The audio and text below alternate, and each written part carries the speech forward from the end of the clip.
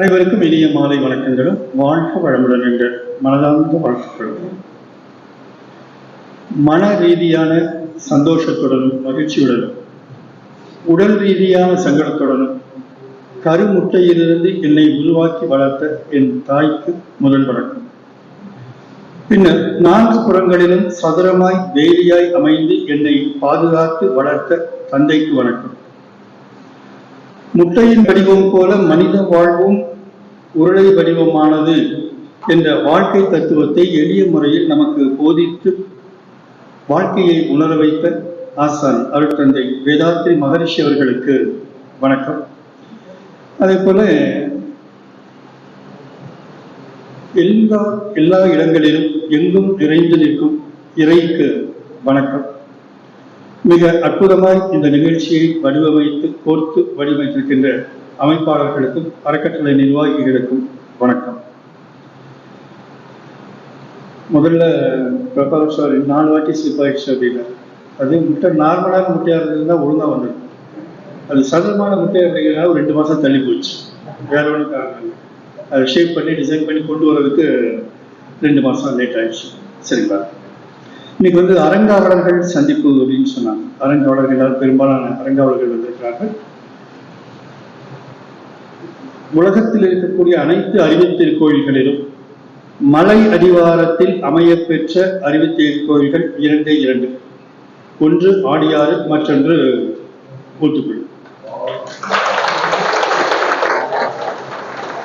ஒரு காந்த களத்தின் அடிவாரத்தில் அறிவுத்திருக்கோயில் அமைவது என்பது மிகச்சிறப்பு.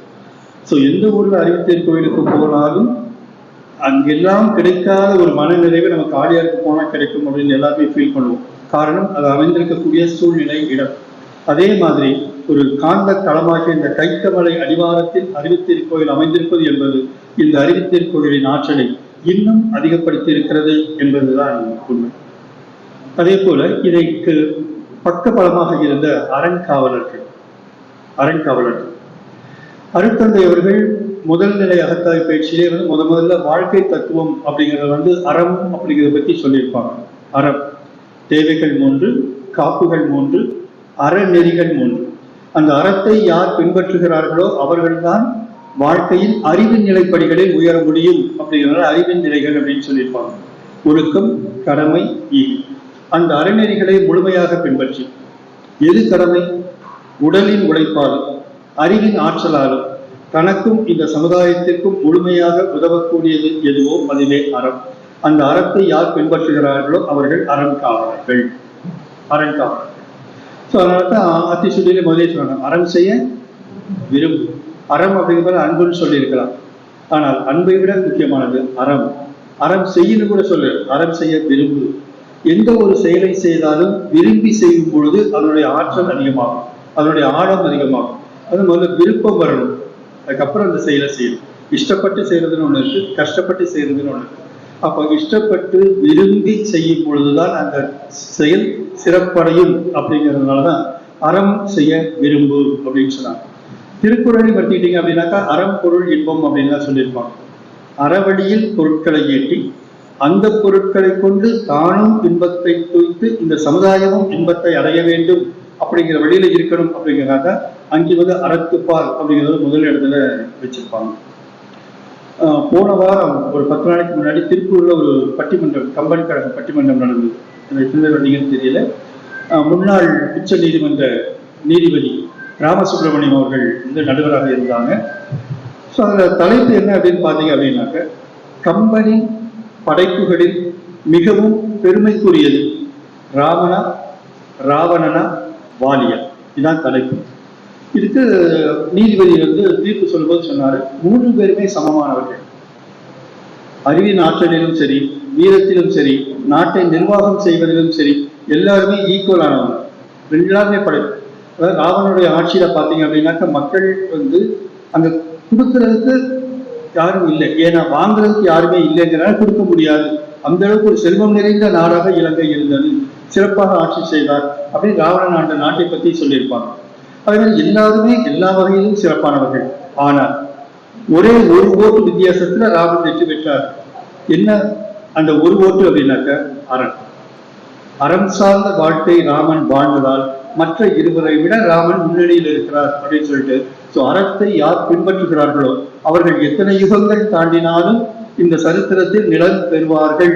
அதனால ராமனே கம்பனின் பாத்திர படைப்புகளில் மிக பிரம்மாண்டமானவர் அப்படின்னு சொன்னார். ஸோ அப்போ அறத்தை யாரெல்லாம் காக்கிறார்களோ அவர்கள் எல்லாருமே யுகங்கள் தாண்டி இந்த பூமியில் நிலைத்து நிற்பார்கள். அந்த வகையில் இந்த ஊத்துக்குடி அறிவுத்திருக்கோயில் நிர்வாகப் பணியில் முழுமையாக தங்களை அர்ப்பணித்துக் கொண்ட அறங்காவலர்கள் அனைவரும் இந்த யுகங்கள் மட்டுமல்லாமல் இனிவரும் அனைத்து யுகங்களிலும் உங்களுடைய வரலாறு இந்த சரித்திரத்தில் பதிக்கப்படும் என்பது மறுக்க முடியாத உண்மை. ஏனென்றால் நாம் செய்த இந்த புண்ணியம் நமக்கு மட்டுமல்ல, நம்மை தொடர்ந்து வரக்கூடிய நம்முடைய சந்ததியினருக்கும் அந்த புண்ணியம் போய் சேரும். சரி, இங்க அறிவித்திருக்கோயில் இருக்குது, பக்கத்துல இதோட பெரிய ஊரெல்லாம் இருக்கு, பொருள் வசதி நிறைந்த ஊரெல்லாம் இருக்கு. பட் அங்கெல்லாம் இல்லாம இங்க மட்டும் எப்படி இவ்வளவு பிரம்மாண்டமாக அமைந்தது இல்லையா? பக்கத்துல விஜயமங்கலம் ஊர் அவங்களுக்குலாம் இருக்கு, அங்கெல்லாம் அறிவிப்பு இவ்வளவு பிரம்மாண்டமா இல்லை, இங்க இவ்வளவு பிரம்மாண்டமாக அமைந்திருப்பதற்கான காரணம் என்ன அப்படின்னாக்க, அதுக்கு திருமூலர் ஒரு பாட்டு சொல்லுவார். திருமூலர் பரிசன வேலி பரிசித்ததெல்லாம் வரிசை தரும் பொன் வகையாகுமாகோல் குரு பரிசித்த குவலயம் எல்லாம் பிரிமலம் தீர்ந்து சிவகதி ஆகும். பரிசன வேதி அப்படின்னு ஒரு பச்சை இலை, அந்த பச்சை இலையை எந்த உலோகத்தின் மேல் அந்த சாரை பொழிஞ்சாலும் அந்த உலோகம் தங்கமாக மாறும். அந்த பரிசன வேதி எங்கே இருக்கிறது என்று திருமணருக்கு மட்டும்தான் தெரியும், அப்ப எனக்கு தெரியாது. ஸோ பரிசன வேதி. அதே போல குரு எந்த இடங்களெல்லாம் தனது காலடியை பதித்தாரோ அந்த இடங்களில் எல்லாம் இருக்கக்கூடிய மக்கள் தங்களுடைய மும்மரங்கள் அடைந்து சிறப்பான நிலையை எய்துவார்கள் அப்படின்னு திருமணருடைய பாட்டு. அதே போல அருட்தந்தை அவர்கள் 1982 ஊத்துக்குளிக்கு வந்து 300 அன்பர்களை வைத்து, 1982 300 அன்பர்களை வைத்து இதே ஊத்துக்குளியில் தாயல் பயிற்சியை நடத்தியிருக்கிறார். ஸோ அவருடைய காலடிப்பட்ட இடம் என்பதால் ஊத்துக்குடி இந்த அளவுக்கு ஆன்மீகத்தில் கிடைத்து மிகப்பெரிய அறிவியல் கோயிலை நிர்மாணித்திருக்கிறார். அதே போல அறங்காவலர்கள் அப்படிங்கிறது இங்க அறங்காவலர் ஒரு அமௌண்ட் பிக்ஸ் பண்ணியிருப்பாங்க, அறக்கட்டளையில நம்ம கொடுத்துருக்கோம். ஸோ பணம் கொடுத்ததால் மட்டும் நாம் அறங்காவலராகி விட முடியுமா அப்படின்னு பார்த்தீங்கன்னாக்க இல்லை. யாரெல்லாம் அறங்காவலர்களோ அவர்களெல்லாம் இறைவனுடைய நேரடி பார்வையின் கீழ் இருக்கக்கூடியவர். இறைவன் தன்னுடைய தூதுவராக தேர்ந்தெடுத்து அனுப்பப்பட்டவர்கள் தான் அறங்காவலர்கள். இப்போ ரேஷன் கடை, ரேஷன் கடையில் என்ன வேலை? கவர்மெண்ட் எல்லா பொருட்களும் கொடுக்கும், அந்த பொருட்களை வாங்கி இல்லாதவர்களுக்கு பகிர்ந்து கொடுக்கணும். அதான் ரேஷன் கடையில நியாய விலை கடையில் இருக்கக்கூடியவர்களின் பணிகள். அதே போல இறைவன் இந்த உலகுக்கு அருளையும் பொருளையும் வழங்க வேண்டும் என்று முடிவு செய்து அதை எல்லாருக்கும் தனித்தனியாக கொடுக்க முடியாது. அதற்காக சிலரை தேர்ந்தெடுத்து தன்னுடைய நேரடி பார்வைக்கு யார்கிட்ட போய் இந்த அருளும் பொருளும் சேர்ந்தால் அவர்கள் இந்த உலகத்திற்கு அதை நியாயமாக பகிர்ந்து கொடுப்பார்கள் என்பதை முடிவு செய்து இறைவனால் தேர்ந்தெடுக்கப்பட்டவர்கள் தான் இந்த அறங்காவலர்கள். ஆகவேதான் நீங்கள் அறங்காவலர்கள் என்பவர்கள் இறைவனுடைய நேரடி தூதுவர்கள். ஆகவே அருளும் பொருளும் உங்களிடத்தில் இறைவன் கொடுத்தால் அதை நீங்கள் பயன்படுத்தியதோடு மட்டுமல்லாமல் இந்த சமுதாயத்திற்கும் பயன்படுமாறு வழங்கி இருப்பதால் இங்கே இருக்கக்கூடிய அறங்காவலர்கள் அனைவரும் இறைவனின் தூதுவர்கள் என்ற பெருமையை பெறுகிறீர்கள். அந்த பெருமையோடு இனிவரும் காலங்களிலும் இந்த அறிவியல் கோயில் மென்மேலும் தனது பணிகளில் சிறந்து விளங்க மனதார வாழ்த்தி தருகிறது. சகலமான ஒன்று. எங்க இருந்து பிடிச்சிங்க இந்த வார்த்தை? திருநெல்வேலி பஸ் ஸ்டாண்ட்ல இருந்து திருச்செந்தூர் போகும்போது அந்த பாளையங்கோட்டை பஸ் ஸ்டாண்டுக்கு அடுத்த மாதிரி ரோடு பிரிஞ்சு போகும். அந்த ரோட்ல 2 பக்கமும் பார்த்தீங்கன்னாக்கா பூரா காலேஜ், ஸ்கூலு எல்லாமே கிறிஸ்டியன் இன்ஸ்டிடியூஷன். பாளையங்கோட்டை அப்படிங்கிறது தென்னகத்தோட ஆக்ஸ்போர்ட் அப்படின்னு சொல்லுவாங்க. மிகப்பெரிய ஸ்டாண்டர்டான கல்வி நிலையங்கள் எல்லாமே பாளையங்கோட்டையில் உண்டு. அப்படி இந்த பாளையங்கோட்டையிலிருந்து போகும்போது 2 புறங்களிலும் கிறிஸ்டியன் இன்ஸ்டிடியூஷன். அந்த இந்த இன்ஸ்டிடியூஷன் காம்பவுண்ட் வால் இருக்கு இல்லையா, அதில் ஒவ்வொரு வாசகங்கள் எழுதி வச்சிருப்பாங்க. ஸோ பஸ்ஸில் ஓரத்து சீட்டில் உட்காந்து வேகமாக பஸ்ஸு போகுது. பார்க்குறப்போ அதில் ஒரு வார்த்தை மட்டும் பட்டது, சதுரமான முட்டையும் அப்படின்னு படித்து தொடர்ந்து பயணிக்க முடியாது, பஸ் போயிடுச்சு. ஸோ என்னன்னா அப்படின்னு பார்க்கலாம் அப்படின்னு சொல்லிட்டு திருச்செந்தூர்லேருந்து ரிட்டர்ன் வரும்போது பார்த்தா எனக்கு சீட் அந்த இடத்துல கிடைக்கல, ஆப்போசிட்டில் போயிடுச்சு. அப்போவும் படிக்க முடியாது. சரி, இந்த வார்த்தை என்னன்னு தெரிஞ்சுக்கணுங்கிறதுக்காகவே திருப்பி மறுநாள் ஒரு ஃப்ரெண்டை கூட்டிட்டு 2 வீலர் எடுத்துட்டு போய் அந்த வாசகம் என்ன அப்படின்னு முழுமையாக படிச்சுட்டு வந்தேன். சதுரமான முட்டையும் அப்படி சொல்லிட்டு வாசகம் போட்டிருந்தாங்க. அது என்னங்கிறது கடைசி. சரி, இப்போ வாழ்க்கையில பிரேயர் பண்ணும்போது அறிவித்திருக்கோயிலாக இருந்தாலும் சரி, இல்லை ஆலயங்களாக இருந்தாலும் சரி, நம்முடைய பிரேயர் பொதுவா என்னவாக இருக்கும்? கடவுள் எனக்கு வாழ்க்கையில எந்த கஷ்டமும் இல்லாம சந்தோஷமா நல்லபடியா இருக்கணும், வாழ்க்கையில ஊர் மக்கள்லாம் நல்லபடியா இருக்கணும், யாருக்கும் எந்த கஷ்டமும் வரக்கூடாது. இதானே பிரேயர். இதை தாண்டி ஏதாவது பண்றோமா? நானே பேசினா போரிடும். இதை தாண்டி ஏதாவது பிரேயர் பண்ணுவோமா? நான் நல்லா இருக்கணும், என் குடும்பம் நல்லா இருக்கணும், இந்த ஊர் நல்லா இருக்கணும், உலகம் நல்லா இருக்கணும், யாருக்கும் எந்த கஷ்டமும் வரக்கூடாது, எல்லாரும் சந்தோஷமா இருக்கணும். அப்படித்தானே? வளைவுகளே இல்லாமல் ஆறு இருக்குமா? வளைவுகளே இல்லாமல் சாலை இருக்குமா? ஆசையே இல்லாமல் மனம் இருக்குமா? இருக்காது. அப்ப சந்தோஷம் மட்டுமே இருக்கக்கூடிய வாழ்க்கை அமையுமா? சந்தோஷமா மட்டும் இருக்கணும், எந்த சங்கடமும் வரக்கூடாது அப்படின்னு கேட்கிறது எந்த விதத்தில் ஞானம்? இரவே இல்லாமல் பகல் மட்டுமே இருந்தால் அந்த வாழ்க்கை எப்படி இருக்கும்? சந்தோஷம் மட்டுமே இருந்தால் வாழ்க்கை எப்படி இருக்கும்? அப்ப சந்தோஷம் அப்படிங்கிறத ஆழமா நம்ம உணர்ந்து அனுபவிக்கிறோம் அப்படின்னா, சில நேரங்கள்ல அப்பப்போ சில சங்கடங்களும் வந்தால் மட்டும்தான் சந்தோஷத்தை நாம் முழுமையாக அனுபவிக்க முடியும். ஆனா நம்ம என்ன பண்றோம் அப்படின்னாக்கா, ஒரு சங்கடம் வந்துச்சு அப்படின்னாக்கா, ஒரு கஷ்டம் வந்தது அப்படின்னாக்கா உடனே கவலையில் ஆழ்ந்து போயிட்டு இந்த கவலையிலிருந்து எப்படி வெளியே வர்றது அப்படின்னு தெரியாம வரக்கூடிய சங்கடங்களை மட்டுமே பெருசா நினைச்சு நம்ம வர்த்திக்கிறோமே தவிர, நம்ம கண்ணு முன்னாடி இருக்கக்கூடிய பல சந்தோஷங்களை நாம் அனுபவிப்பதற்கு மறந்து விடுகிறோம் அல்லது மறுத்து விடுகிறோம். அதனாலதான் ஒரு பழைய பாட்டு ஒன்று உண்டு. இரவின் கண்ணீர் பனித்துளி என்பார், முகிலின் கண்ணீர் மழை என சொல்வார். இயற்கை அழுதால் உலகம் செழிக்கும், மனிதன் அழுதால் இயற்கை சிரிக்கும். அதனால கவலைகள் இல்லாமல் வாழணும். சங்கடங்கள் வாழ்க்கையில வரத்தான் செய்யும். நம்ம பிறந்ததுல இருந்து இன்னி வரைக்கும் நம்ம எப்படி எப்படியெல்லாம் வாழணும் அப்படின்னு ஒரு பிளான் பண்ணி தான் வாழ்க்கையில வாழ்ந்துட்டு இருக்கணும். ஆனா நம்ம பிளான் பண்ணபடியே வாழ்க்கையில எல்லாம் நடக்குது. நம்ம என்னென்ன சின்ன குழந்தைகள் வச்சுக்கோங்க, சின்ன குழந்தை என்னென்னலாம் நம்ம திட்டம் போட்டோம், படிக்கும் போது என்னென்ன பிளான் பண்ணோம், என்ன படிக்கணும், என்ன வேலைக்கு போகணும், அப்புறம் வேலைக்கு போனப்போ எவ்வளவு சம்பாதிக்கணும், எப்படி கல்யாணம் பண்ணணும், எப்படி குழந்தை வளர்க்கணும், ஒவ்வொரு காலகட்டத்திலும் ஒரு திட்டங்கள் வச்சிருக்கோம். நாம போட்ட திட்டங்கள் படியே முழுமையாக நமது வாழ்க்கை அமைந்திருக்கிறதா? Sir அமைஞ்சிருக்கிறா sir? யாருக்கு அமைஞ்சிருக்கு? நான் போட்டபடி எல்லாம் கரெக்டா இருக்கு சார் அப்படி யாராவது ஒத்து சொல்ல முடியுமா? முடியாது. அப்ப என்ன பண்றோம்? என்ன நடக்குதோ அதை அக்செப்ட் பண்ணி வாழ்ந்துட்டு இருக்கோம். அதான உண்மை. சந்தோஷமாக இருந்தாலும் சரி, சங்கடங்களாக இருந்தாலும் சரி, எதுவாக இருந்தாலும் ஏற்றுக்கொண்டு வாழ்ந்து கொண்டிருக்கிறோம். ஆனா என்ன, சந்தோஷம் வரும்போது நமக்கு கடவுளுக்கு நன்றி சொல்லும், சங்கடங்கள் வரும்போது சந்தோஷம் வரும்போது கடவுளுக்கு நன்றி சொல்றது இல்லை, சங்கடங்கள் வரும்போது கடவுளை திட்டும். சந்தோஷம் அப்படிங்கிறத எப்படி நம்ம ஏற்றுக்கிறோமோ அதே போல வாழ்க்கையில் சங்கடங்கள் அப்படிங்கிறது இயற்கை அப்படிங்கிறத புரிந்து கொண்டு அந்த சங்கடங்களையும் ஏற்றுக்கொண்டால் மட்டும்தான் வாழ்க்கையை இனிமையாக நம்மால் கொண்டு போக முடியும். சரி, எந்தெந்த ரூபத்திலாம் வாழ்க்கையில் சங்கடங்கள் வரும், எப்படி இதெல்லாம் அவாய்ட் பண்ணும்? சரி, சதுரமான முக்கியத்துவம் இதுக்கும் என்ன சார் சம்பந்தம்? சரி, சங்கடங்கள் இல்லாத வாழ்க்கை. முதல் பாயிண்ட், சங்கடங்கள் மனிதர்களுக்குள்ள வருவதற்கு என்ன காரணம் அப்படின்னா, மனிதர்களை வேறுபடுத்தி பார்க்கிறோம். எதன் அடிப்படையில் மனிதர்களை வேறுபடுத்தி பார்க்கிறோம் அப்படிங்கிறதுக்கு சாமி ஒரு அழகான பாட்டு சொல்லியிருக்காங்க. மனிதருக்குள் வேறுபாடு வேறு அப்படிங்கிற தலைப்பில் ஒரு பாட்டு அழகா சாமி சொல்லியிருப்பாங்க. கருவமைப்பு, உணவு வகை, காலம், தேசம், கல்வி, தொழில், அரசாங்கம், கலை, 16 காரணங்கள் சொல்லியிருப்பாங்க. ஆனா அதன் அடிப்படையில் நாம் மனிதர்களை வேறுபடுத்தி பார்க்கிறோமா, இல்லை எதன் அடிப்படையில் வேறுபடுத்தி பார்க்கிறோம், எதனால் பிரச்சனை வருகிறது அப்படின்னு பார்த்தீங்கன்னாக்க, நம்ம மனுஷனை எதை வச்சு மதிக்கிறோம்? மனுஷங்களை, கூட இருக்கக்கூடிய மனிதர்களை, சக மனிதர்களை, இந்த உலகத்தில் இருக்கக்கூடிய மனிதர்களை எதை வைத்து மதிப்பீடு செய்கிறோம்? எதை வச்சு மதிக்கிறோம்? பணம், பதவி, அதிகாரம் இல்லையா? இதை வச்சுதான் மதிக்கிறோமே தவிர மற்றபடி சாமி சொல்ற காலங்களெல்லாம் வச்சு மதிக்கிறது அப்படிங்கிறது ரொம்ப.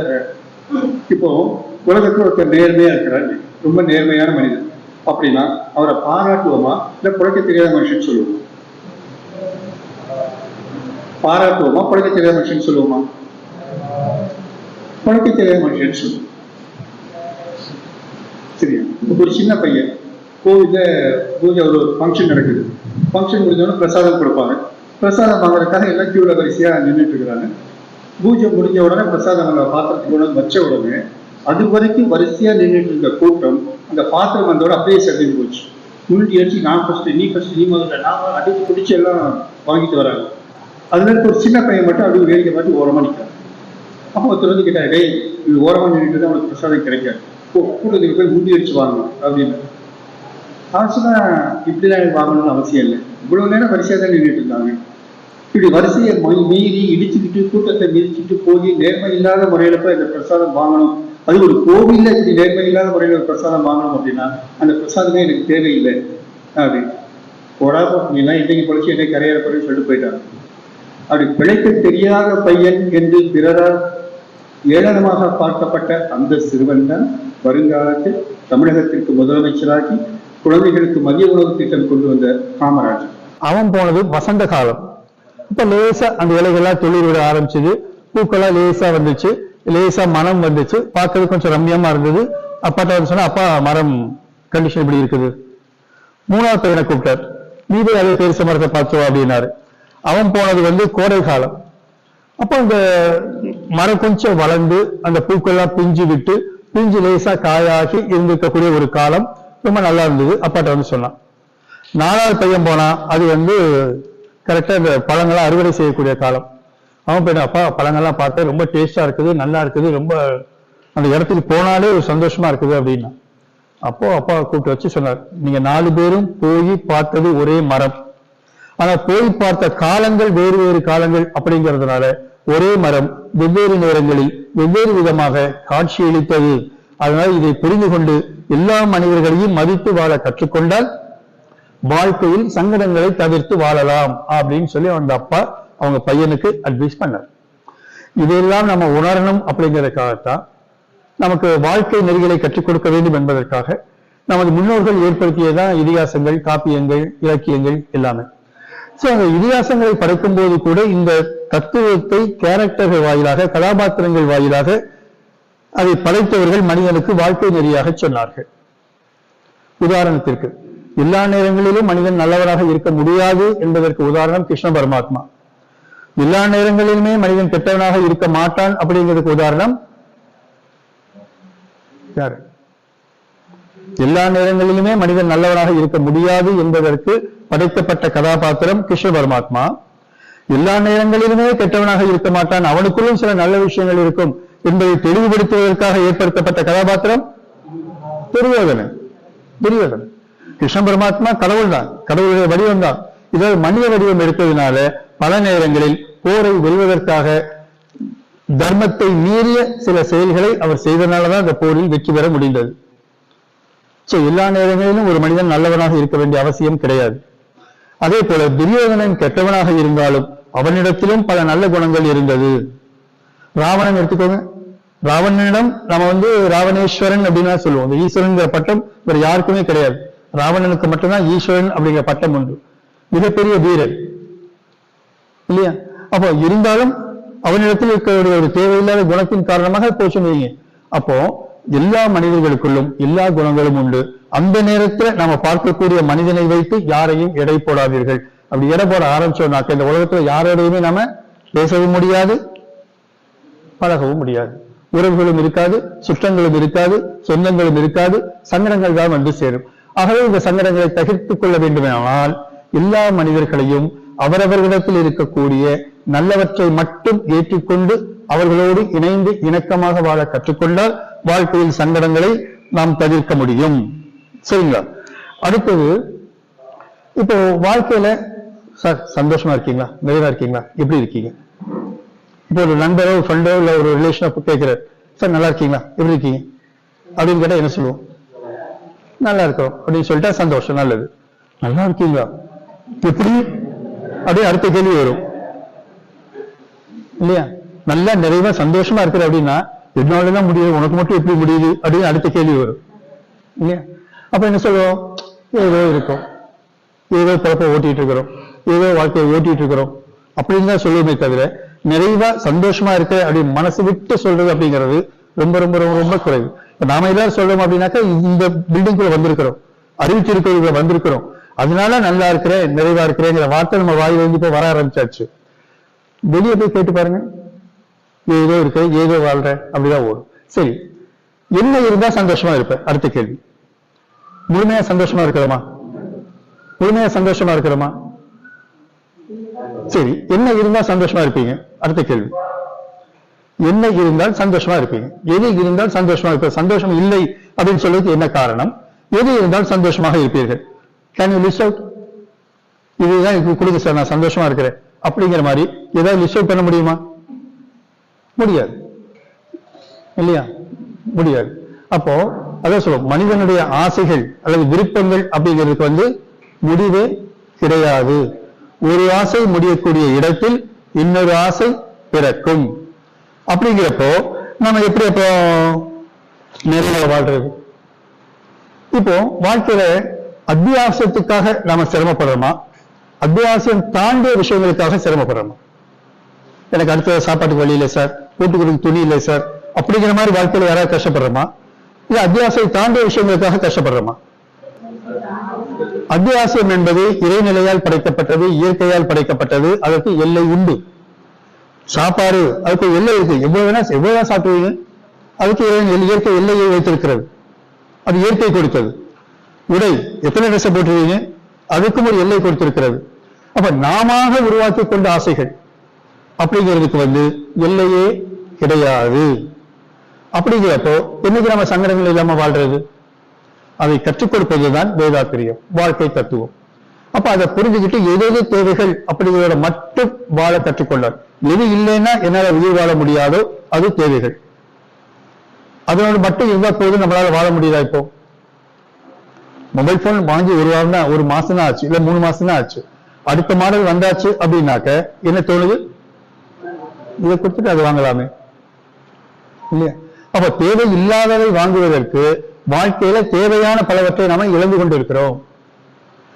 பொதுவா இந்த பெரிய பெரிய கடைகள்லாம் இருக்குல்ல, கடை பேரை சொல்ல விரும்பல, பெரிய பெரிய டிபார்ட்மெண்டல் ஸ்டோர்லாம் இருக்கும். அங்கெல்லாம் இந்த லீவ் நாள்ல போய் பாத்தீங்கன்னாக்கா காரு, டூ வீலர், ஏதோ கல்யாண வீட்டுக்கு வந்த மாதிரியே நிற்பாங்க. எனக்கு சில சமயம் சந்தேகமா இருக்காங்க, ஓசியில எதுவும் கொடுக்குறாங்களா என்னன்னு சொல்லிட்டு அவ்வளவு நிற்பாங்க. கேட்டா என்ன காரணம் சொல்லுவாங்கன்னா, சார் எல்லாம் ரொம்ப சீப்பா கிடைக்குது சார். அதானே நம்ம சொல்ற காரணம். அங்க போனா எல்லாம் சீப்பா வாங்கிடலாம் சார். நீங்க அந்த கடைக்குள்ள போகும்போது என்னென்ன வாங்கணும் அப்படின்னு நீங்க லிஸ்ட் அவுட் பண்ணிட்டு உள்ள போறீங்களோ, வெளியே வரும்போது அதை விட ரொம்ப ரொம்ப அதிகமா தான் வாங்கியிருப்பீங்க. 2000 ரூபாய்க்கு இன்னைக்கு பர்ச்சேஸ் பண்ண வீட்டுக்கு தேவையான 2000 ரூபாய்க்கு வாங்கலாம். உள்ள போனீங்கன்னா உள்ள போயிட்டு இங்க வெளியே வரும்பொழுது 7000 8000 ரூபாய்க்கு வாங்கியிருப்பீங்க. அத்தியாவசியமான திங்ஸ் குறைவா இருக்கும். கண்ணில பார்த்து ஆடம்பரமான திங்ஸ் அதிகமா வாங்கிட்டு வந்திருக்கும். வியாபாரம் பண்றவர் நம்மளை விட புத்திசாலி. நம்ம வீட்டுக்கு எதெல்லாம் அத்தியாவசியம் தேடி போறோமோ அதெல்லாம் அந்த கடையை எங்கேயாவது ஒரு மூலையில வச்சிருப்பாங்க. நீங்க அதை பார்க்கணும் அப்படின்னா இதெல்லாம் தாண்டி தான் போகணும். இது பார்த்தோன்னே கண்ணை பறிக்கிற மாதிரி இருக்கும். அப்ப இதெல்லாம் எடுத்து போட்டு முதல்ல கூட ஃபில்அப் பண்ணிட வேண்டியது. அப்புறம் கடைசியில போகும்போது இது வீட்டு பக்கத்துல இருக்க அண்ணாச்சி கடையில் போய் வாங்கியிருந்தீங்கன்னா 2000 ரூபாய் சாமான் 1500 ரூபாய் கிட்ட பேரம் பேசி வாங்கிட்டு 1000 ரூபாய்க்கு கொடுத்துட்டு 500 ரூபாய் அடுத்த மாசம் தரலன்னு சொல்லி கூட வாங்கலாம். இதே மாதிரி டிபார்ட்மெண்டல் ஸ்டோர் போனீங்கன்னா உங்களை நம்பவே மாட்டான். முதல்ல உள்ள போகும்போது உங்களை நம்ப மாட்டான். பேக் எல்லாம் எடுத்து வெளியே வைன்றுவான், செல்போன் எடுத்து வெளியே வைன்றுவான். உன் மேல நம்பிக்கை இல்லை, நீ திரும்பினாலும் திருடுவ அப்படின்னு நம்பிக்கை இல்லாம உள்ள அனுப்புறான். அதையும் நம்ம சந்தோஷமா சிரிச்சுக்கிட்டே ஏற்றிட்டு உள்ள போறோம். கொஞ்சம் நினைச்சு பாருங்க. பாவம் 10 வீட்டை நம்பிக்கை அவரு கடை வச்சிருக்கிறாரு. நம்ம 10 வீட்டை விட்டா அவருக்கு யார் வந்து சாமான் வாங்குவா? நான் அதெல்லாம் விட்டுட்டு அங்க போய் வாங்கிட்டு வரேன் அப்படின்ட்டு 1000 ரூபாய் சேவ் பண்றேன்னு சொல்லிட்டு 4000 ரூபாய் செலவு பண்ணிட்டு வருது. இது எங்க ஒரு சிக்கனம். என்னைக்கு நம்ம சங்கடத்தை தவிர்த்து சந்தோஷமா இன்னைக்கு வாழ்றது? அப்போ மினிமலிசம் அப்படின்னு ஒரு தியரி சொல்லுவாங்க. மினிமலிசம் தியரி எது வாழ்க்கைக்கு அத்தியாவசியமோ அதை மட்டும் வைத்து வாழ கற்றுக்கொள்வது. இப்ப நம்ம வீட்டில் இருக்கக்கூடிய திங்ஸ் எல்லாம் பாருங்க. வீட்டுல என்ட்ரன்ஸ்ல இருந்து கிச்சன் வரைக்கும் பெட்ரூம்ல இருந்து இருக்கக்கூடிய எல்லா திங்ஸையும் லிஸ்ட் அவுட் பண்ணுங்க. இதுல எந்தெந்த விஷயம் திங்ஸ் எல்லாம் டெய்லி யூஸ் பண்றோம், எதை வாரத்துக்கு ஒரு வாட்டி யூஸ் பண்றோம், எதை மாதத்துக்கு ஒரு வாட்டி யூஸ் பண்றோம், எதை வருஷத்துக்கு ஒரு வாட்டி யூஸ் பண்றோம். எடுத்து பாத்தீங்க அப்படின்னாக்க டெய்லி யூஸ் பண்ற திங்ஸ் அப்படிங்கிறது ரொம்ப கம்மியா தான் இருக்கும். மாசம் ஒரு வாட்டி யூஸ் பண்றது, வருஷத்துக்கு ஒரு வாட்டி யூஸ் பண்றது, இதே மாதிரி விஷயங்கள் தான் வீட்டுல அதிகமா வச்சிருப்போம். இன்னொரு விஷயம் பாருங்க, ஒரு பொருட்களை வாங்கி வீட்டுல பயன்படுத்தாம மேல மேல மேல அடுக்கி வச்சு அதை நீங்க எடுக்கிறதே இல்லை அப்படின்னா அந்த இடத்துல நெகட்டிவ் வைப்ரேஷன் ஃபார்ம் ஆகும், எதிர்மறை தாக்கங்கள் அதிகமாகும். அதனால அந்த காலத்துல என்ன சொன்னாங்க, வருஷத்துக்கு ஒரு வாட்டி பொங்கலை ஒட்டி போகி அப்படின்னு ஒண்ணு வச்சாங்க. எது வீட்டுல தேவையில்லையோ அதெல்லாம் கொண்டு போய் வெளியே போடு அப்படின்னு சொல்லிட்டு. வருஷத்துக்கு ஒரு வாட்டி பயனில்லாத பொருட்களை எல்லாம் வெளியே போடுன்னு சொன்னாங்க. ஆனா நாம இன்னைக்கு என்ன பண்றோம் அப்படின்னாக்க, இன்னைக்கு சமைச்சாலும் அது நாளைக்கு வீணா போகக்கூடாது அப்படிங்கிறதுக்காக யாரும் என்ன பண்றது, வெளியே போறது இல்லை, பத்திரமா. So minimalism. இப்போ ஒரு சொந்தக்காரங்க வீட்டுக்கு வராங்க, அப்பெல்லாம் என்ன பண்ணுவோம் அப்படின்னா, வீடு பெரிய வீடா இருக்கும், சொந்தக்காரங்க பெரியவங்க எல்லாம் வீட்டுல இருப்பாங்க, இவங்க எங்க தாத்தா, இவங்க பெரியப்பா, சித்தி, உறவுகளை சொல்லி அறிமுகப்படுத்திட்டு இருந்தோம். இன்னைக்கு யாராவது சொந்தக்காரங்க வீட்டுக்கு வந்தாங்கன்னா, இந்த டிவி பார் 52 இன்ச்சு இவ்வளவு காசு கொடுத்து வாங்கினேன், இந்த சோஃபா பார் இவ்வளவு காசு, அந்த காரை பார், பொருட்களை வைத்து நம்மை அறிமுகப்படுத்தக்கூடிய நிலை அப்படின்னு வந்திருக்குது. இப்படி இருக்கும்போது சிக்கனமான வாழ்க்கைங்கிறது நாம வாழ்க்கையில என்ன பண்ணிட்டோம், மறந்துட்டோம். அப்ப நான் கஷ்டப்படுறேன் சார் அப்படின்னா, இந்த கஷ்டம் இயற்கை கொடுத்தவ நாம வர வைத்துக் கொண்டது. அப்ப நாம கஷ்டத்தை வர வச்சு கடவுளை என் கஷ்டத்தை தீர்த்து அவரு எப்படி தீர்த்து வைப்பாரு? அவரு உனக்கு இதுதான் இது இருந்தா போதும்னு லிஸ்ட் போட்டு கையில கொடுத்தாச்சு இல்லையா? ஒவ்வொருத்தருக்கும் ஒவ்வொரு கொஸ்டின் பேப்பர், வாழ்க்கையில எல்லாருக்கும் ஒரே கொஸ்டின் பேப்பர் கிடையாது. ஒவ்வொருத்தருக்கும் ஒவ்வொரு கொஸ்டின் பேப்பர் கொடுத்து அந்தந்த கொஸ்டின் பேப்பருக்கு ஆன்சர் எழுது அப்படின்னு சொன்னா, நான் பக்கத்துல இருக்கிறவங்க பார்த்துதான் ஆன்சர் எழுதுவேன் அப்படின்னு சொன்னா என்னைக்கு பாஸ் ஆகுறது? பக்கத்து வீட்டுல அவன் இப்படி இருக்கிறான், பின்னாடி வீட்டுல இவன் இப்படி இருக்கிறான், என் கூட பிறந்த அண்ணன் அப்படி இருக்கிறான், அடுத்தவங்க கூட என் கூட பிறந்த அண்ணன் வீடு கட்டிட்டா நான் என்ன வீடு கட்டல. இதே மாதிரி அடுத்தவங்களோடு எப்ப நம்ம கம்பேர் பண்ண ஆரம்பிக்கிறோமோ அப்பவே வாழ்க்கையில சங்கடங்கள் அப்படிங்கிறது வரும். அப்போ வாழ்க்கையின் தேவைகளை குறைத்துக் கொள்ளும் மினிமலிசம் அப்படின்னு சொல்லுவோம். இது இல்லைன்னா என்னால எனக்கு வாழ முடியாதுப்பா அப்படிங்கிற லிஸ்ட மட்டும் வச்சு அந்த கொஞ்சம் கொஞ்சமா நம்ம தேவைகளை மினிமைஸ் பண்ணிட்டு வந்தோம் அப்படின்னாக்க வாழ்க்கையில சங்கடங்களை தவிர்த்து சந்தோஷமாக வாழ முடியும். அப்ப நம்ம சந்தோஷத்துக்கு தடையாக இருக்கக்கூடிய சங்கடங்கள்ல ஒண்ணு என்ன அப்படின்னாக்க, அந்த மினிமலிசம், அத்தியாவசிய தேவைகள் இதோடு வாழ கற்றுக்கொள்வது அப்படிங்கிறதா. அதனால வாழ்க்கை தத்துவத்திலே முதல் விஷயமாக சாமி சொன்னது தேவைகளை குறைத்துக் கொண்டவர்கள் தான் அற வாழ்க்கை வாழ முடியும். இப்ப அறங்காவலர்கள் இருக்கிறோம், ஃபண்டு கொடுக்கிறோம், திருப்பி ஏதோ தேவைகள் வருது கேட்கிறாங்க கொடுக்கிறோம் அப்படின்னாக்க, நாம நம்முடைய தேவைகளை இந்த மினிமைஸ் பண்ணினால மட்டும்தான் அறிவுத்திருக்கோயிலுக்கு உதவ வேண்டும் என்ற எண்ணம் நமக்கு வருகிறது. அறிவுத்திருக்கோயிலுக்கு நன்கொடை கொடுத்து இந்த அறிவுத்திருக்கோயிலை உருவாக்கி இருக்கிறோம். அப்போ அந்த மினிமலிசம், அத்தியாவசிய தேவைகளோடு வாழ கற்றுக்கொள்வது அப்படிங்கிறது மனிதனுடைய வாழ்வில் சங்கடங்களை தவிர்க்கக்கூடியது அப்படின்னு சொல்றோம். அதாவது ஒரு குருவி, அந்த குருவி கற்பனையில ஒரு உலகத்தை பார்த்தது, சொர்க்கம் மாதிரி இருந்துச்சு, அந்த உலகம் சொர்க்கம் மாதிரி இருந்துச்சு. அந்த சொர்க்கத்துக்கு போகணும் அப்படின்னு அந்த குருவிக்கு ஆசை. கண்ணு முழிச்சு பார்த்தது, உண்மையிலேயே ஒரு சொர்க்கம் இருக்கும் போல இருக்குது அப்படின்னு நினைச்சிட்டு தானாகவே பறக்க ஆரம்பிச்சு. கொஞ்சம் தூரம் போச்சு, வழி தெரியல. உடனே என்ன பண்ணிச்சு, ஒரு நரி பக்கத்துல வந்துச்சு. அந்த நரி கிட்டே கேட்டுச்சு, இந்த சொர்க்கத்துக்கு நான் போகணும், வழி என்ன? நான் வழி சொல்றேன், ஆனா உன்னுடைய சிறகுல ஒண்ணு எனக்கு நீ கொடுத்துடணும். சரி, நரி வழி சொல்லிச்சு, ஒரு சிறகை பிச்சு கொடுத்துச்சு, போயிடுச்சு. கொஞ்சம் தூரம் போச்சு, வழி தெரியல, ஸ்டாப் ஆயிடுச்சு. இப்ப இருக்க கூகுள் ஃபெசிலிட்டிலாம் அப்ப இல்லை. கூகுள் எல்லாம் ஏன் விரும்புறோம்? கூகுளை ஏன் எல்லாரும் விரும்புறோம்? இப்போ ஒரு இடத்துக்கு வழி காட்டணும் அப்படின்னா கூகுளை தான் எல்லாரும் பாக்குறோம். ஏன் எல்லாரும் கூகுளை விரும்புறோம்? முன்னே போன் பண்ணி கேட்போம், இப்படி வரணும், எது வரணும், வழி கேட்டு தான் போகும். இப்படி எல்லாம் போவோம். இப்ப யாரும் போன் பண்ணி கேட்கறது, கூகுள் மேப் போட்டு போயிட்டே இருக்கிறோம். கூகுள்னா எல்லாரும் ரொம்ப சந்தோஷம். ஏன் தெரியுமா? தப்பா போனாலும் கூகுள் திட்டாது. கூகுள் போய் ஐயோ வழி மாறிட்டா என்ன பண்றது, ஆல்டர்னேட் வழி காமிக்கும். நீ தப்பா வந்துட்ட, இப்படி திரும்பி போ, என் அறிவு இருக்கிறா, முதல்ல சரியான வழி காமிச்சேன்ல, ஏன் போகல அப்படின்னு அது திட்டாது. ஆனா நீங்க ஒருத்தர் போன் பண்ணி வழி கேட்டீங்க அப்படின்னா, என் முதலே சொன்னீங்க அறிவு இல்லையா, ஒழுங்கா போகிறான்னு திட்டுவான். ஆனா கூகுள் திட்டாது. அதனாலதான் எல்லாரும் என்ன பண்ணிக்கிறோம், கூகுள் ப்ரிஃபர் பண்ணி கூகுளை பார்த்து டிராவல் பண்ணிட்டு இருக்கிறோம். சோ அந்த காலத்துல கூகுள் இல்லையா, குருவி என்ன பண்ணிச்சு, அப்புறம் கொஞ்சம் தூரம் போய் பாம்பு பண்ணிச்சு. பாம்பு கிட்ட கேட்டுச்சு, அந்த சொர்க்கத்துக்கு எப்படி போகணும். அப்ப அந்த பாம்பு சொல்லிச்சு, நான் வழி சொல்ல, எனக்கு ஒரு சிறகு தரணும். சரி, கொடுத்தாச்சு. இப்படி ஒவ்வொருத்தரையா வழி கேட்ட ஒவ்வொருத்தரும் ஒவ்வொரு சிறகா பிச்சு கொடுத்து கரெக்டா வந்தாச்சு. அந்த சொர்க்கம் அங்க இருக்குது, குருவி இங்க இருக்குது. குருவிக்கு அது மேல ஃபர்தரா போக முடியல. எல்லா சிறகையும் பிச்சு கொடுத்தாச்சு, பறக்க முடியல. கண்ணுக்கு எதிர சொர்க்கம் இருக்குது. எந்த சொர்க்கம் வேணுங்கிறதுக்காக அந்த குருவி ஆசைப்பட்டு இவ்வளவு தூரம் பறந்து வந்ததோ, தான் விரும்பிய சொர்க்கம் தனது கண்ணுக்கு முன்னால் இருந்தபோது கூட அந்த குருவியால் அந்த சொர்க்கத்துக்குள் போக முடியாமல் வாழ்க்கையை முடித்துக் கொண்டது. அதே போலதான் வாழ்க்கையில மனிதர்களாக்கிய நாமும் இதுதான் வெற்றி, இதுதான் வாழ்க்கையில சந்தோஷம் அப்படி நாமளா ஒண்ணு பிக்ஸ் பண்ணிட்டு அதை நோக்கி ஓடிக்கிட்டே இருக்கிறோம். அப்படி ஓடும்போது அதை அனுபவிப்பதற்கு என்னென்னலாம் வேணுமோ அதை இழந்து விட்டு ஓடிக்கொண்டிருக்கிறோம். வாழ்க்கையில பணம் அவசியம், சம்பாதிக்கிறோம். சம்பாதிச்சாலும் நாம நல்லா இருக்கா, இவ்வளவு நல்ல விஷயங்களா கொடுக்க முடியும், அதெல்லாம் ஓகே. சம்பாதிச்சதை அனுபவிக்கிறதுக்கு என்ன வேணும்? உடல். எல்லா வசதியும் இருக்குது, ஆனா ஒரு ஸ்பூன் சக்கரை போட்டு டீ கூட சாப்பிட முடியாது அப்படின்னா அந்த பணத்தை வச்சு என்ன பண்ண போறோம்? தேசிய பறவை, தேசிய விலங்கு, தேசிய கொடி, தேசிய சின்னம் மாதிரி தேசிய வியாதி. முன்னெல்லாம் ஒரு டீ கடையில காஃபி குடிக்க போய் உட்காந்தோம்னாக்க, சார் காஃபி சாப்பிடுறீங்களா, டீ சாப்பிடுறீங்களா, ரெண்டே கேள்விதான் வரும், காஃபியா டீயா. இப்ப யார் போய் உட்கார்ந்தாலும் சரி, யார் போய் உட்கார்ந்தாலும் சரி, காஃபியா டீயா, அடுத்து இந்த கேள்வி 2 கேள்வி அவனே ஆட் பண்ணிக்குவான். சுகர் போடலாமா, சுகர் போடக்கூடாதா? அப்ப அந்த அளவுக்கு ஆயிப்போச்சு. அப்ப இவ்வளவு கஷ்டப்பட்டு சேர்க்கிறோமே, அதை அனுபவிப்பதற்கு நம்ம உடலை நமக்கு தகுந்த மாதிரி உடம்ப பராமரிக்கிறோமா? பணம் சம்பாதிப்பது எந்த அளவுக்கு முக்கியமோ அதே அளவுக்கு அதை அனுபவிப்பதற்கான உடலையும் மனதையும் பக்குவப்படுத்திக் கொள்ள வேண்டியது என்பது மிக அவசியம். அப்ப இவை எல்லாத்தையும் விட்டுட்டு நான் பணத்தை மட்டுமே சேர்த்துட்டு இருந்தேன் அப்படின்னாக்க அந்த குருவி மாதிரி சொர்க்கத்தின் வாசல்ல இருந்து அப்படி ஏக்கத்தோடு சொர்க்கத்தை மட்டுமே பார்த்து கொண்டிருக்க முடியும், அதை அனுபவிக்க முடியாது. கஷ்டப்பட்டு சேர்த்து கஷ்டப்பட்டு கஷ்டப்பட்டு கஷ்டப்பட்டு பணத்தை சம்பாதிச்சு கடைசியில் சம்பாதிச்ச பணத்தை அனுபவிக்கலாம் அப்படிங்கிறப்ப உடம்பெல்லாம் நோய் வந்து கஷ்டப்பட்டு, அப்ப அதை தீக்கணுங்கிறதுக்காக சேர்த்த பணத்தை எல்லாம் கொண்டு போய் ஹாஸ்பிட்டல கொடுத்து ஒருத்தன் தூக்கத்துல படுத்துருந்தான். படுத்திருக்கும் போது அவனுக்குள்ள ஒரு கனவு, வயிற்றுக்குள்ள பூனையை முழுங்கிட்டோம் அப்படின்னு அவனுக்கு ஒரு இமேஜினேஷன். முழிச்சு பார்த்தான், வயிறு அடி கடமடா கடமடான்னு உருட்டுது, இந்த பூனையை முழுங்கிட்ட போல இருக்குது அப்படின்னு நம்ப ஆரம்பிச்சிட்டான். நம்ம பூனை முழுகுது நம்ப ஆரம்பிச்சிட்டான்.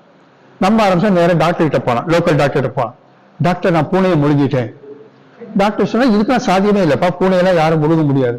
இல்ல உங்களுக்கு தெரியாது, நீங்க எதுக்கு ஸ்கேன் எடுத்து பாருங்க. சரி என்ன பண்ற, போன் ஸ்கேன் எடுத்து பார்த்தாரு, ஸ்கேன்ல ஒண்ணும் தெரியல. பாத்தியா, ஒரு பூனை இல்ல, நீ தேவையில்லாம மனசுல ஒரு இமேஜினேஷன் பண்ணிருக்க. திருப்பி எனக்கு பூனை இருந்துகிட்டே இருக்கு வயிற்றுக்குள்ளார. இந்த டாக்டர் சரியில்லை, செகண்ட் ஒப்பீனியன் இன்னொரு டாக்டர்கிட்ட போனான். அவரும் சொல்லி பார்த்தாரு, கேட்கிறேன். அவரும் ஸ்கேன் எடுத்தாரு, ஸ்கேனை காமிச்சார். பாத்தியா ஒண்ணும் இல்லை. இந்த கிராமத்துல இருக்க டாக்டர் எல்லாம் வேஸ்ட், நான் போறேன் கேஎம்சி வச்சுன்னு சொல்லிட்டு போயிட்டான். அங்க போயிட்டு அந்த டாக்டர்கிட்ட போயிட்டு, டாக்டர் எனக்கு 2 வாரமா வயிற்றுக்குள்ள பூனை உருண்டுகிட்டே இருக்குது. எங்க ஊர் லோக்கல் வீட்டுக்குள்ளி டாக்டர் 2 பேர்ட்ட காமிச்சேன், அவங்களுக்கு ஒண்ணுமே சரியா தெரியல. இந்த பாருங்க ஸ்கேன் எடுத்து கொடுத்துருக்கேன், ஒண்ணுமே இல்லைன்றாங்க. ஆனா என் வயிற்றுக்குள்ள பூனை இருக்குது, நீங்க கண்டுபிடிச்சு கொடுங்க. அப்படியாப்பா வா அப்படின்னு அவர் என்ன பண்ண படுக்க வச்சார். படுக்க வச்சுட்டு இது ஸ்கேன் எடுக்க போறேன், கண்ணை மூடிக்கோ அப்படின்னு சொல்லிட்டு ஸ்கேன் எடுத்துட்டு என்ன பண்ணாரு, ஒரு பூனையோட ஃபிகர் இருக்கு இல்லையா, படம், அதை டிஜிட்டலை இம்போர்ட் பண்ணி அந்த எக்ஸ்ரே பிலிம் ஸ்கேன் பிலிம் இருக்கு இல்லையா, அதுக்குள்ள மெர்ச் பண்ணி வயிற்றுக்குள்ள பூனை இருக்கிற மாதிரி மெர்ச் பண்ணி காமிச்சிட்டாரு. காமிச்சு பாரு, அவன் உண்மையிலே வயிற்றுல பூனை இருக்குடான்ட்டார். பாத்தீங்களா, நீங்க தான் டாக்டர், அவங்க 2 பேருக்கு விவரமே பத்தல, நீங்க தான் சரியான டாக்டர். பூனையை படம் பிடிச்சீங்களா, இந்த பூனை வெளியே எடுங்கன்றான். என் வயிற்றுக்குள்ள இருக்க பூனை வெளியே எடுங்கன்றான். சரி டாக்டர் என்ன பண்ணாரு, சரி உடனே எடுக்க முடியாது, 1 வாரம் மருந்து மாத்திரை எழுதி தரேன், சாப்பிட்டுட்டு அடுத்த வரவா அப்படின்னாரு. போயிட்டான். அவன் வர்ற அன்னைக்கு டாக்டர் என்ன பண்ணாரு, முதல்லயே நர்ஸை கூப்பிட்டாரு. கூப்பிட்டுட்டு இப்ப அவன் வருவான். திருப்பி ஆபரேஷன் பண்ண மாதிரி படுக்க வச்சுட்டு அவன் தலையில ஊங்கி ஒரு கொட்டு, கண்ணை மூடிட்டு அம்மான்னு சத்தம் போடுறான்னு அவன் கண்ணை மூடிட்டு சத்தம் போடுவான். அவன் சத்தம் போட்டு கண்ணை துறக்கிற நேரத்துல அவன் கண்ணில் படுற மாதிரி இந்த பூனை குறுக்கால விடுங்க, கல் பூனையை குறுக்கால விடுன்ட்டார். டாக்டர் இதெல்லாம் ப்ரொஃபஷனல் எத்திக்ஸ் இல்லையா அப்படின்னா, ப்ரொஃபஷனல் எத்திக்ஸ் எனக்கும் தெரியும், உண்மையிலே பூனை இல்லைங்கிறது எனக்கும் தெரியும். ஆனா அவன் மனசார பூனை இருக்குதுன்னு நம்பிட்டு இருக்கிறான். அப்ப அவனை அதுல இருந்து வெளியே கொண்டு வரணும்னா இந்த ட்ரீட்மெண்ட் தான் கரெக்ட்னாரு. அந்த பிள்ளை ஒன்னும் சொல்ல முடியாது, சரின்னு அவன் வந்தா படுக்க வச்சாரு. இந்த பார்ப்பா உனக்கு ஆபரேஷன் பண்ண போறேன், ஆபரேஷன் பண்ணும்போது ஓங்கி தலையில ஒரு குட்டு குட்டுவேன், நீ கண்ணை மூடி அம்மான்னு கத்திட்டு உடனே கண்ணு தர, பூனை நான் காட்டுறாரு. சரின்ட்டான். கண்ணை மூணு கொஞ்சம் ஆபரேஷன் பண்ண மாதிரி பண்ணிட்டு ஓங்கி தலையை கொட்ட, கண்ணை மூடி அம்மான்னு அழகி கண்ணை திறந்தா கரெக்டா அந்த நர்ஸ் பூனை குறுக்கால விட்டு பூனை குறுக்கால ஓடிடுச்சு. பாத்தியா, பூனை எடுத்தாச்சு. திருப்பி கொஞ்சம் அழ ஆரம்பிச்சிட்டான். ஏன்னா பூனையை எடுத்தாச்சு, திருப்பி கூட அழுகுறேன்னாரு. அந்த ஸ்கேன் பிலிம்ல நீங்க பூனையை காட்டும் போது பூனை வெள்ளை கலர்ல இருந்துச்சு, இப்ப குறுக்கால ஓட பூனை கருப்பு கலர்ல இருக்குது. அந்த பூனை வேற, இந்த பூனை வேற அப்படின்னு. அதே மாதிரிதான் வாழ்க்கையில இதுதான் சந்தோஷம் அப்படின்னு நாமளா ஒரு இமேஜின் பண்ணி, அந்த சந்தோஷம் எங்க இருக்குதுன்னு பணத்தை பார்த்தா கிடைக்குமா, பதவியை பார்த்தா கிடைக்குமா, உங்களுக்கு பின்னாடி என்ன பண்ணிட்டு ஓடிட்டு இருக்கோம். கடைசியா இது எதுவுமே உண்மையான சந்தோஷம் இல்லை அப்படின்னு தெரியும் போது எது உண்மையான சந்தோஷம் என்பதை புரிந்து நாம் உணர்ந்து அனுபவிக்கலாம் என்று நம்மை நாம் தயார்படுத்திக் கொள்ளும் பொழுது நமது உடலும் ஒத்துழைப்பதில்லை, மனதும் ஒத்துழைப்பதில்லை. ஆகவே எப்போது நமது உடலும் மனமும் இதை அனைத்தையும் ஆராய்ச்சி செய்து ஏற்றுக்கொள்வதற்கு தயாரான பக்குவமான நிலையில் இருக்கிறதோ அப்போ அதை நாம அக்செப்ட் பண்ணி கரெக்டா நம்ம பயன்படுத்துறோம் அப்படின்னாக்க வாழ்க்கையில கடைசி வரைக்கும் சங்கடங்களை குறைத்துக் கொண்டு சங்கடங்களை தவிர்த்துக் கொண்டு நம்மால் வாழ முடியும். சரிங்களா? இப்போ ஹைகோர்ட் ஜட்ஜ் மகாதேவன் இப்போ ரீசெண்டா பதவியேற்றார் இல்லையா, அது பேர் என்ன, மகாதேவன் இப்போ சுப்ரீம் கோர்ட் ஜட்ஜா பதவியேற்றார். அவர்கிட்ட கேட்டாங்க, உங்கள் இளமையின் ரகசியம் என்ன, இளமையின் ரகசியம் என்ன அப்படிங்கிறதுக்கு அவர் புறநானூற்று பாடல்ல இருந்து ஒரு பாடலை உதாரணமாக சொன்னார். பிசிராந்தையார் அப்படின்னு ஒரு புறநானூற்று புலவர், அவங்க ஒரு பாடல் எழுதினாங்க. அந்த பாடல்ல அந்த பிசிராந்தையார்ட்ட கேட்கிறாங்க, இத்தனை வயசானப்போ நீங்க சுறுசுறுப்பா இருக்கிறீங்க, உங்க தலைமுடியெல்லாம் கருமையா இருக்குது, கருப்பா இருக்குது, நம்ம தலைமுடியெல்லாம் இருக்கிறது இல்லை, அப்பப்போ டிங்கரிங் பெயிண்டிங் எல்லாம் பண்ணி தான் வச்சிருக்கிறோம். ஆனா அவருக்கு உண்மையிலேயே அப்படி இருந்தது. அப்ப கேட்டாங்க எப்படி இருக்குது அப்படிங்கிறப்ப என்ன காரணம் அப்படிங்கிறப்ப ஒரு காரணம் சொன்னாரு. ஆண்டுகள் பலவானாலும், அவர் சொன்ன பாட்டை சொல்லல, அதுக்கு ஒரு பொருளை மட்டும் சொல்றேன். ஆண்டுகள் பலவானாலும் தலை நரையின்றி இளமையோடு ஏன் இருக்கிறேன் என்று கேட்பீர்கள். அதனால அதுக்கு என்ன காரணம் அப்படின்னா, மாட்சிமை பொருந்திய மனைவி என்னோடு இருக்கிறார். மாட்சிமை பொருந்திய மனைவி என்னோடு இருக்கிறார். என்னை புரிந்து கொண்டு என்னோடு இருந்து என்னை அமைதியாக வைத்துக் கொள்வதற்கு என்னுடைய மகன்கள் என்னோடு இருக்கிறார்கள், என் மக்கள் இருக்கிறார்கள். நான் நினைத்தவாறு என்னுடைய வேலையாட்கள், என்னோடு பணி செய்பவர்கள் நான் விரும்பியவாறு அமர்ந்தார்கள். நல்லதை கற்று நல்லதை மட்டுமே கூறி நல்லபடி எனக்கு வழிகாட்டக்கூடிய நல்ல சபையினர் என்னோடு இருக்கிறார்கள். இத்தனை பேர் இருக்கும்போது நான் ஏன் இளமையாக இருக்க முடியாது? நான் இளமையாக இருப்பதற்கு காரணம் நான் வாழ்கின்ற அறம் சார்ந்த வாழ்க்கை அப்படின்னு சொல்லிட்டு அந்த வாழ்க்கை பாட்டை முடிச்சுப்பார். அப்போ அறத்தை பேணி பாதுகாத்து அறங்காவலர்களாக இருக்கக்கூடியவர்கள் எல்லோருமே இளமையோடு திகழ முடியும் என்பதற்கு பிசிராந்தையார் ஒரு உதாரணம். சோ அப்படி அறத்தை காத்து நின்றதால் தான் இங்கு இருக்கக்கூடிய அறங்காவலர்கள் எல்லாரும் யாருமே வெள்ளத்தலை இல்லை, மேக்சிமம் எல்லாரும் கருப்பு தலையா தான் இருக்கிறீங்க. அதனால என்பும் நமக்கே ஒரு மனசுல ஒரு நிறைவு வரும் இல்லையா? ஒரு பெரிய காரியத்துக்கு நம்ம ஹெல்ப் பண்றோம், உதவுறோம் அப்படின்னாக்க நமக்குள்ளாரே மனசுக்கு ஒரு நிறைவு வரும். அந்த நிறைவு தான் நம்மை இளமையாக வைத்திருக்கிறது அப்படின்னு சொல்லுவாங்க. சரிங்க சார், எல்லாத்தையும் விட்டுருங்க, நாங்க சொன்னது 10 நிமிஷம் தான் டைம் இருக்கு. சோ அதனால சார் வாழ்க்கையில எனக்கு அது இல்லை இது இல்லை அதனால கஷ்டம், இதான் வேணாம் சார். ஒரு 10 விஷயம் சொல்றேன். இந்த 10 விஷயம் மட்டும் நமக்கு வாழ்க்கையில இருந்துச்சுன்னாக்க நம்மளை விட அதிர்ஷ்டசாலி இந்த உலகத்துல யாருமே கிடையாது சார். 10 விஷயம். இந்த 10 விஷயம் மட்டும் ஒவ்வொன்றா சொல்றேன், பாத்துக்கோங்க. வேணாம், தலைக்கு மேல இருக்கிறது ஒரு கூரை இருக்குதா, ஒரு வீடு இருக்குதா? இயற்கை நம்மை ஆசீர்வதித்திருக்கிறது என்று பொருள். ஏன்னா தங்குறதுக்கு ஒரு வீடு கூட இல்லாம ரோட்ல இந்த நதிக்கரை ஆத்து ஓரத்துல இந்த நொய்யல் ஆத்து தான் பாத்தீங்கன்னா எவ்வளவு பேர் ரோட்டோரத்துல படுத்திருக்கிறாங்க, ரோட்டோரத்துல படுக்கிறவங்க, பஸ் ஸ்டாண்ட்ல படுக்கிறவங்க, ரயில்வே ஸ்டேஷன்ல படுக்கிறவங்க, எத்தனை பேர் படுத்திருக்கிறாங்க. அப்ப அப்படிலாம் இல்லாம எனக்குன்னு தங்குறதுக்குன்னு ஒரு வீடு இந்த இயற்கை கொடுத்திருக்குது இல்லையா? இப்ப பாத்தீங்கன்னாக்கா கேரளால வீடே இல்லாம எத்தனை பேர் போனாங்க. இருந்த வீடே காணாம, வீடு இல்ல ஊரே காணாம போச்சு. எப்படி மனிதர்களை அடையாளம் கண்டுபிடித்தார்கள்? கையை வச்சு கண்டுபிடிக்கிறாங்க சார். ஆள் பாடி கிடைக்கல, கையை வச்சு கண்டுபிடிக்கிறாங்க. ஏன்? அவங்க இருந்த வீடு சரியான வீடு இல்லை, சரியான இடம் அமைப்பு இல்லை, அந்த நிலம் அமைப்பு சரியில்லை, அவங்க இருந்த வீடு சரியில்லை, அத்தனை பேருடைய வாழ்க்கை பறி போனது. அப்படிலாம் இல்லாம நிம்மதியா சந்தோஷமா வெயில்ல காயாம மழையில நினையாம பிள்ளை குட்டிகளோடு இருக்கிறதுக்கு ஒரு கூரை எனக்கு கிடைத்திருக்கிறது என்றால் இயற்கை என்னை ஆசீர்வதித்திருக்கிறது என்று பொருள். இது இருக்கிறது எல்லாரும் வீடுன்னு வாழ வீட சொந்த வீடு ஏதோ ஒண்ணு இருக்கா இல்லையா? அப்ப நாம் இறைவனால் ஆசீர்வதிக்கப்பட்டவர்கள். 2வது, வழி நிறைய சாப்பிட்டாச்சு அப்படின்னு சொல்றோமா? அப்ப நாம இயற்கையால் ஆசீர்வதிக்கப்பட்டவர். அதுக்கு சாப்பாட்டுக்கு வழி இல்லாம கஷ்டப்படுறவங்க எத்தனை பேர் இருக்கிறாங்க? ஒரு சாப்பாட்டுக்கு வழி இல்லாம கஷ்டப்படுறவங்க எத்தனை பேர் இருக்கிறாங்க? சோ அவங்களெல்லாம் கம்பேர் பண்ணும்போது சாப்பாட்டுக்கு கூட சிரமப்படக்கூடிய அளவுக்கு இறைவன் என்ன படைக்கல. அப்படிங்கிறப்போ நாம் இறைவனால் ஆசீர்வதிக்கப்பட்டவர்கள். ஒவ்வொரு நேரமும் வயிறார சாப்பிட்டாச்சு. இப்ப நைட் அடுத்து என்ன பண்றது? சாப்பாட்டு கவலை இருக்கா? கவலை இருக்கா? இல்ல, ஏன்னா போகும்போது சாப்பாடு கொடுத்துருவாங்க இல்லையா? அப்போ இயற்கையால் நாம் ஆசீர்வதிக்கப்பட்டவர்கள். இல்லையா? ஒவ்வொரு இடத்துக்கும் போய் பாருங்க, இந்த மதிய நேரத்துல இந்த வள்ளலார் அமைப்பு எல்லாம் இருக்கு இல்லையா? வள்ளலார் அமைப்பு வந்து அவங்க நடமாடும் வேன் ஒன்று வச்சிருப்பாங்க. அந்த வேன்ல டெய்லி சமையல் பண்ணி பார்சல் பண்ணி அதை எடுத்துட்டு சாப்பாடு அடுத்த வேலை சாப்பாட்டுக்கு இல்லாம இருக்கிறவங்களையா தேடி தேடி தேடி கொண்டு போய் கொடுப்பாங்க. அப்ப வாங்குறவங்களெல்லாம் முகத்தை அவங்க உடம்பு அவங்க இருக்கிற இடத்தெல்லாம் பாத்தீங்க அப்படின்னாக்கா ரொம்ப மனசு கஷ்டமா இருக்கும். அப்ப அப்படிலாம் இல்லாம ஒருவேளை சாப்பாட்டுக்கு கூட கஷ்டப்படாத அளவுக்கு இறைவன் என்னை பூரணமாக வைத்திருக்கிறான் அப்படின்னு நம்ம ஃபீல் பண்ணீங்களா? அப்ப சந்தோஷப்படுங்க, நாம் இறைவனால் ஆசீர்வதிக்கப்பட்டவர்கள். 3, இதயம் ஆரோக்கியமாக துடித்துக் கொண்டு இருக்கிறது. ஒழுங்கா ஒர்க் பண்ணிட்டு இருக்கா? ஹார்ட் ப்ராப்ளம் ஒண்ணும் இல்லையா? சந்தோஷம். சார் நைட்டு நல்லா தான் சார் தூங்கினாரு, காலையில் எழுந்து பார்த்தா ஆளை காணும். ஏன்?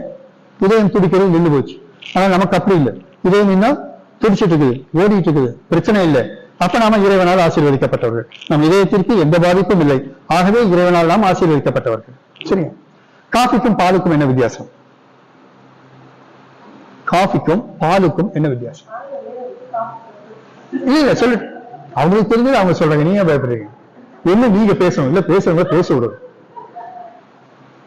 சிம்பிள்மா, தூங்குனவன் காலையில எந்திரிச்சா காஃபி, எந்திரிக்கிறதா பால்.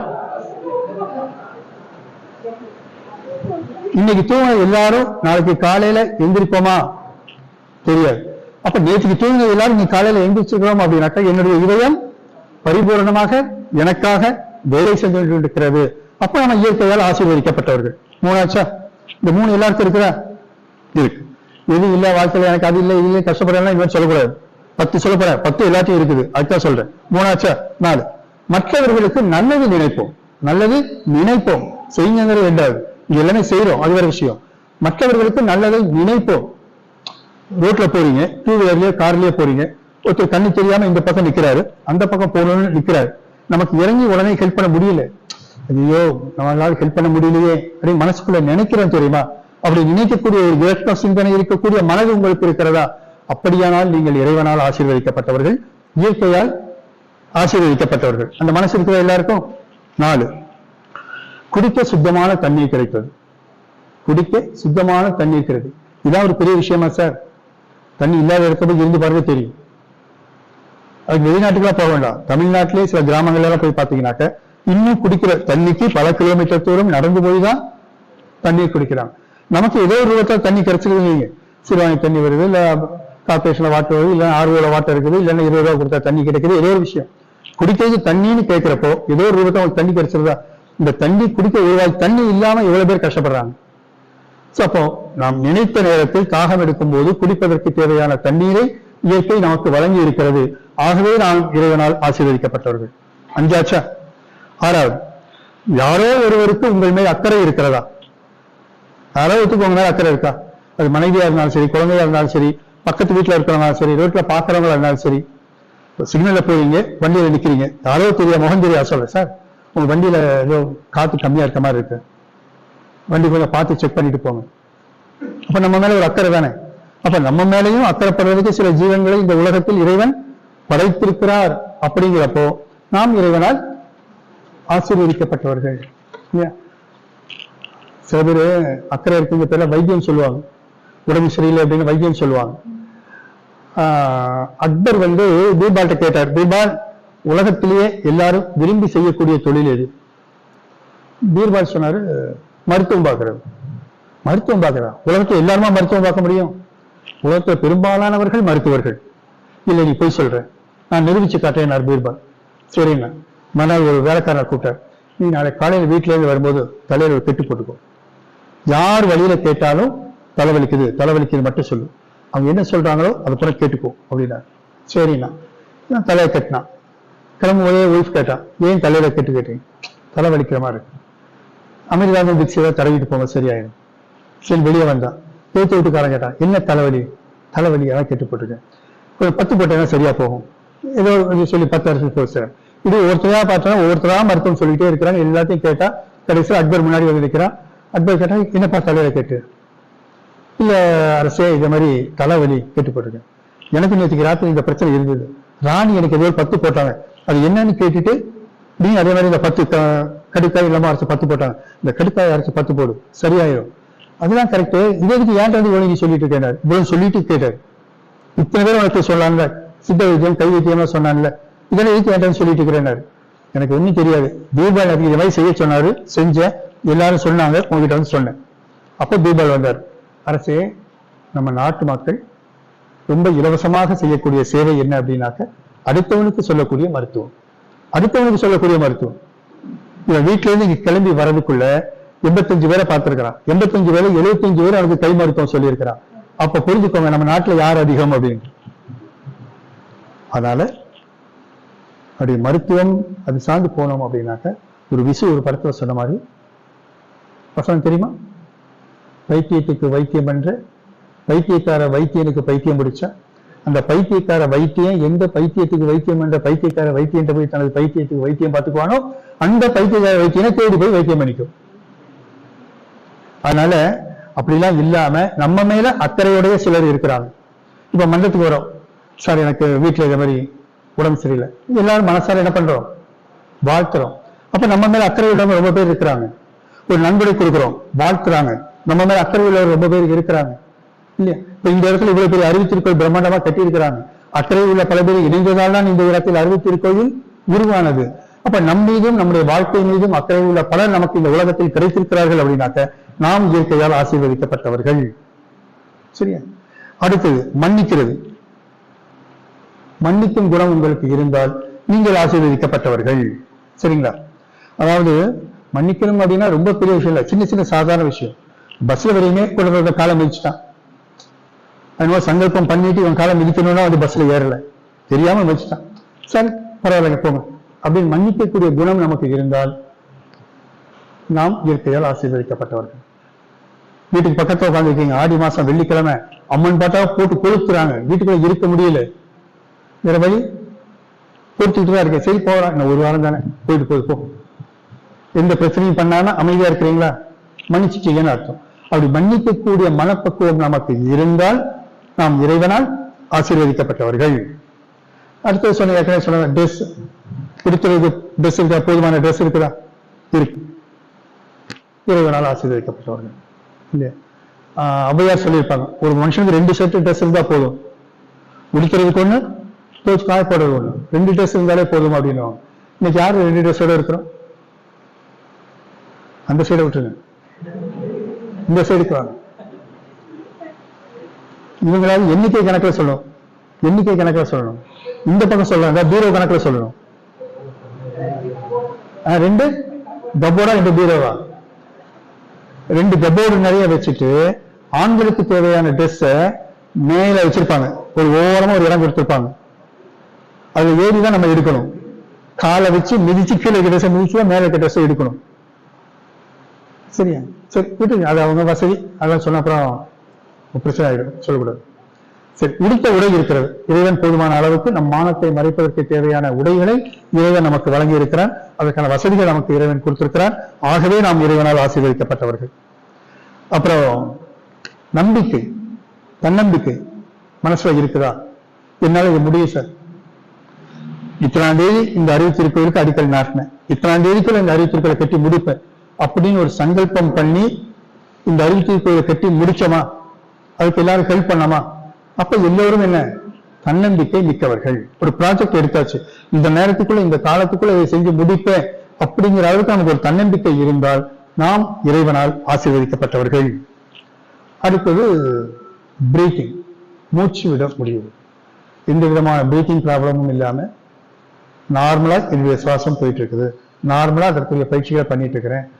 ஓடுற மூச்சு இடம் மாதிரி போச்சுனாக்க, இல்ல ஓடுற மூச்சு ஒரு வேளை நின்று போச்சுனாக்க, இந்த மூச்சு தான் நமக்கு உயிருக்கு அடிப்படை அப்படின்னு சொல்றோம்.